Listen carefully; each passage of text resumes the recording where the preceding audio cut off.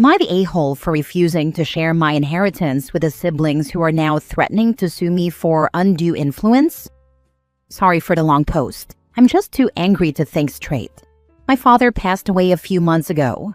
In his will, he left his entire estate to me, explicitly disinheriting my brother Mark, 40 male, and sister Jenna, 38 female. The thing is, 10 years ago, my father gave them $150,000 each as an advance on their inheritance to start businesses because they begged and begged.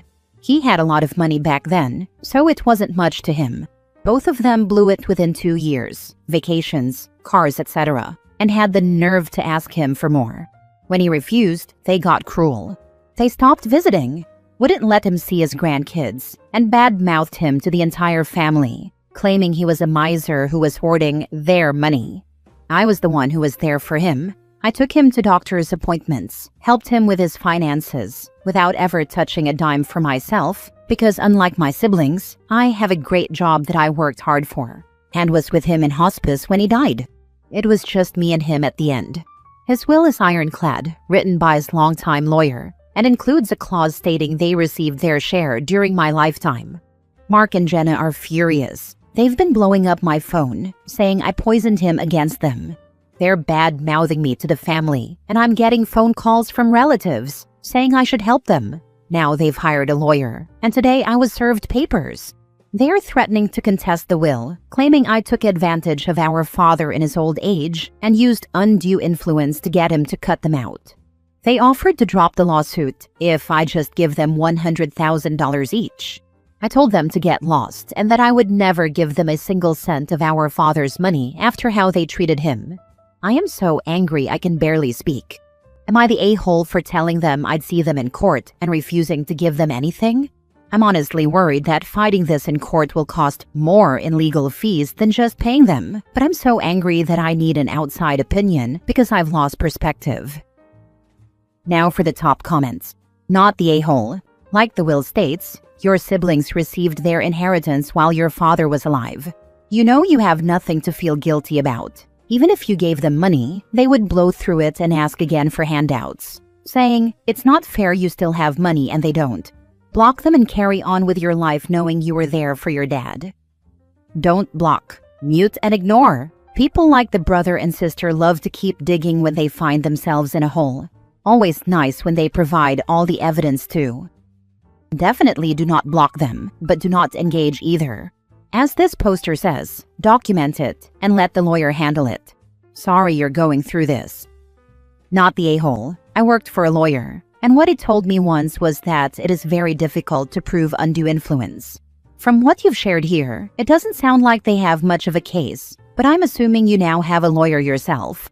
Stop talking to your siblings and direct any further questions to your lawyer. Same with other relatives. Stop talking to them. Be very firm on this point. I have nothing more to say. And then just tell the siblings to contact your attorney. Thank you. That's good to hear. I have no idea how all this stuff works and just don't want to get bled dry with legal fees after all the crap they've pulled over the years. I have an appointment with a lawyer tomorrow to start dealing with this. Not the a-hole. Don't give them a cent. They are bluffing. They can try to sue, but they would need some proof for the trial to take place. As they don't have anything, the trial probably won't even happen. I thought the same thing until I got served papers, and it all became real. I'm going to call a lawyer once I stop fuming. I just hate the idea of losing any money at all over this. The worst part is, I feel like I'm the only one in this family who's grieving, and I'm just so drained over all this. It's been a very long few months. Also, I really like my nieces and nephews. The idea of not seeing them again is awful. Contact the lawyer who helped your father with his will. Thank you. Why didn't I think of this? It's been such a long few months. I have an appointment with an attorney tomorrow, but I'll call him now. Next story. Am I the a-hole for telling my wife to tell her mom to move out of our home after she decided to leave all inheritance to my brother-in-law? Me, 32. Wife, 30. Her brother-in-law, 27. Mother-in-law, late 50s. My father-in-law recently passed and left a very sizable life insurance policy to his son and wife. Mother-in-law. My wife received nothing. We understood this because her brother, 27, is not the brightest and still lives at home. He never goes out and only goes to work, then back home to play video games all day. They both recently moved into our home as they were too distraught to continue living in the home my father-in-law passed in. My father-in-law was truly the only adult in the home and was responsible for taking care of everything. He even drove my mother-in-law to and from work on a daily basis, a responsibility that has now been passed on to my wife.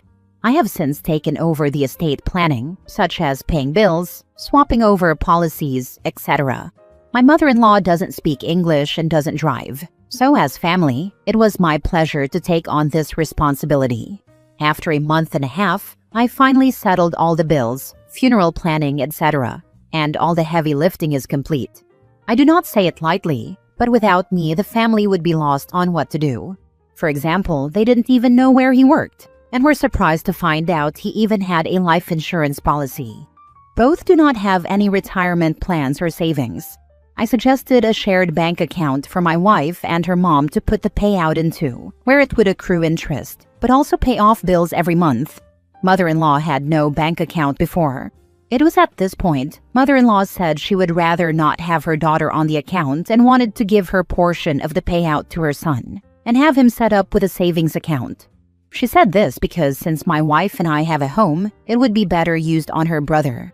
We do have a home, but we are by no means rich. In fact, them moving in would help us out financially, as there would be extra income from them paying rent. I expressed to my wife that leaving everything to him would be incredibly irresponsible, because then he would be left the family home and the payout, but mainly because he cannot do anything for himself and cannot be trusted with the money. I say this because of things I've learned about him. He does not have a driver's license, but drives a car to and from work, never helped with the estate, and I learned that he has a large amount of cash in his checking account. He has never had a girlfriend, and since I've known him, has shown no signs of ever wanting to move out. The large bank balance worried me because when I asked him about it, he told me he just had no idea what to do with it and has no concept of retirement planning, since his parents took care of all the bills, and all he did was pay some of the mortgage, go to work, and then go home to play video games.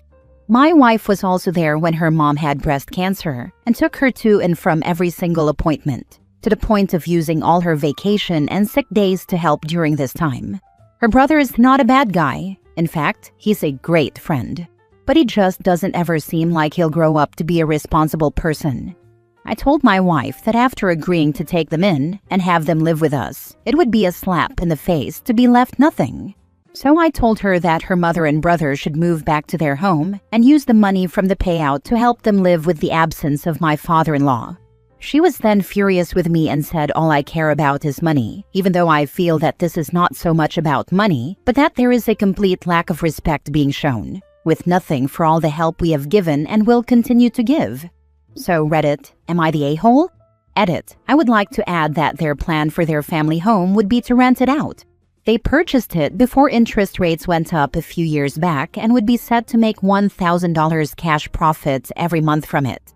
Second edit, we didn't even know about any life insurance policy when we took them in. It was only after very extensive digging through his records that I found out there was such a policy.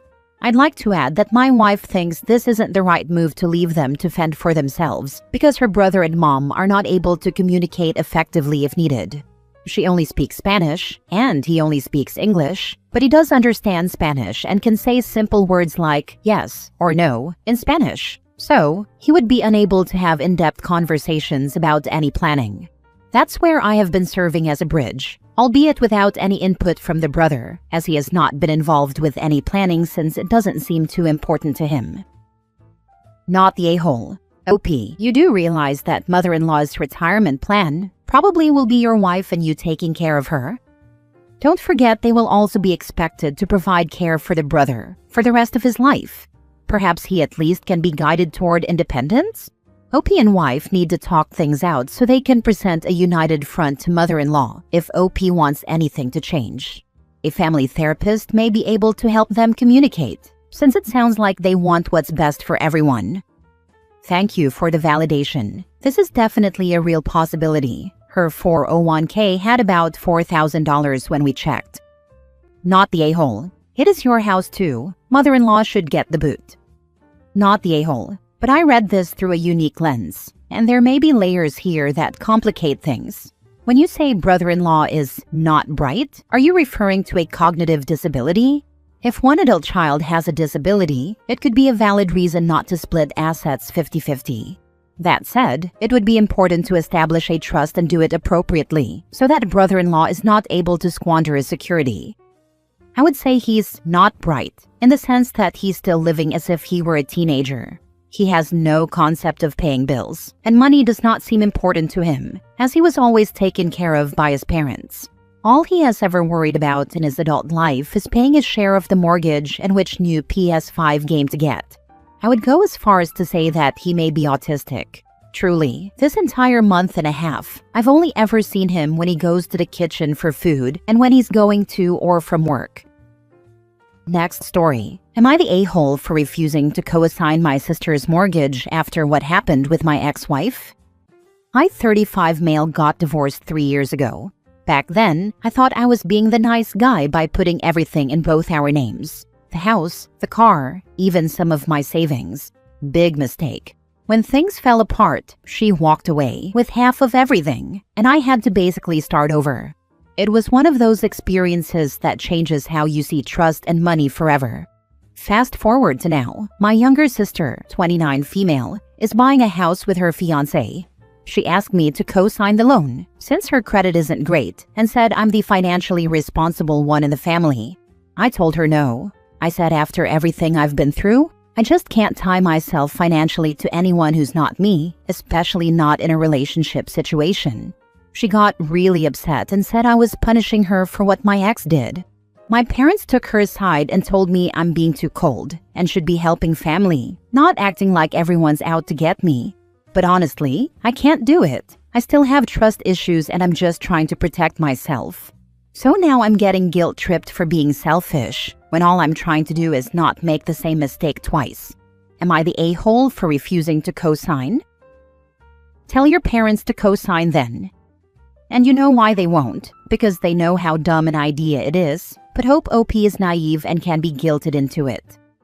I'm sorry, but why don't the parents ever step in to help their own children in these situations? Why do they always lean on the sibling to do it? Not the a-hole. If she can't qualify for a loan with her fiancé, then they shouldn't be buying a house until her credit improves. Some parents do and get burned. Even after having their credit ruined, they think it's perfectly fine and expected for a sibling to take their turn getting their credit thrashed. How do I know? I lived it. Did you tell them where they could stick their hassling? My siblings know not to bother asking me. It's my parents' mom who would come to me with tears in her eyes, saying she doesn't want to see her grandchildren out on the street. Last story. Am I the a-hole for not having strict rules when it comes to my baby and making my sister-in-law feel bad about it? Husband and I have a baby boy who is 6 months old. My sister-in-law and brother-in-law have a 1.5-year-old girl. Sister-in-law and I have very different rules when it comes to our children, and I guess this is what created this issue. Sister-in-law is what my husband calls a helicopter parent. She has 100 rules when it comes to her daughter, and it's honestly too much sometimes. Some examples. No one in the family was allowed to see the kid until she turned 3 months old. Each time we see her, we get slapped with her set of rules. No kissing, no hugging, no picking up without her approval, no visiting without being invited, etc. The rules are valid. However, it's her way of imposing them, meaning that every time we meet, she gives us a 10-minute lecture on what we are not allowed to do. Once we were all in the same room and my mother-in-law looked her daughter's way and made the sound of a kiss towards her. It was just the gesture of a kiss from afar, not a real kiss. However, sister-in-law spent 15 minutes explaining why we are not allowed to kiss her. I was not allowed to hold her daughter until recently because of my nails. I normally have medium nails, not extremely long, not pointy, but somehow she acted like I would stab her kid with my nails. Whatever. Husband and I are very relaxed when it comes to our parents. Every time they come by, we use the chance to do things that we don't have time to do otherwise, or just go out for a coffee, just the two of us. Honestly, even having my mother-in-law watching the baby while my husband and I go outside to smoke a cigarette is very relaxing and feels like an adventure for us. My in-laws are coming at the end of this week to stay with our son because my husband and I need to sort out some paperwork for a property. When sister-in-law found out about this, she got mad and sent me a text last evening, complaining about all the things I do to spite her. The main things are: 1. I had to recover fast after my C-section just to spite her and show everybody I'm better than her, which of course is not true. She needed 1 month to recover after her surgery. I was able to clean the house, take care of my baby, and be functional 5 days after my surgery. But it's just my body. I recover well after surgeries. Also, I kind of developed a cleaning obsession after I got back from the hospital. So it was a mental thing, not that I wanted to prove something. I just couldn't stop for a while. 2. I don't impose too many rules on my in-laws just to show them I'm better than her. Not true, I have a set of rules, but if they want to hold the baby, they are free to do it without asking if they're allowed. If they want to cuddle the baby, they are free to do it. I don't mind. My husband doesn't mind. 3. Because of me not imposing the same rules as her, I get help while she doesn't. The thing is, one of her rules is that we don't go to visit her without being invited, and she rarely invites us. So how is she supposed to get help if we can't go to her place? Anyway, my husband says she's crazy, but I keep wondering, is there anything I'm doing to make her feel this way? I'm not competing with her in any way. I don't want to gain points or anything. It's just the way I choose to raise my child. So, am I the a-hole? Am I doing something wrong here? Laughing out loud. Moms are wild. How dare you recover from surgery faster than me? Yeah, this was insane to hear for me too. Honestly, I would have loved to relax more, or at least spend more time in bed. But I had to become a cleaning psycho, and it was not cool. Add this to your list. Your child is going to be able to form a much stronger bond with the grandparents. But this is what every parent should want, right? I mean, I get it if the grandparents are bad people or have issues, but my in-laws are not. They are great people and they love them. Sure, there are moments when I know our son should be sleeping, and instead he's there laughing with his grandpa, but I don't see it as a tragedy. Yes, I know he will be cranky after a while, or maybe he will be more difficult to put to sleep at night, but meh. I might have a hard time for 1 to 2 hours, but I feel like those special moments matter more than a little inconvenience.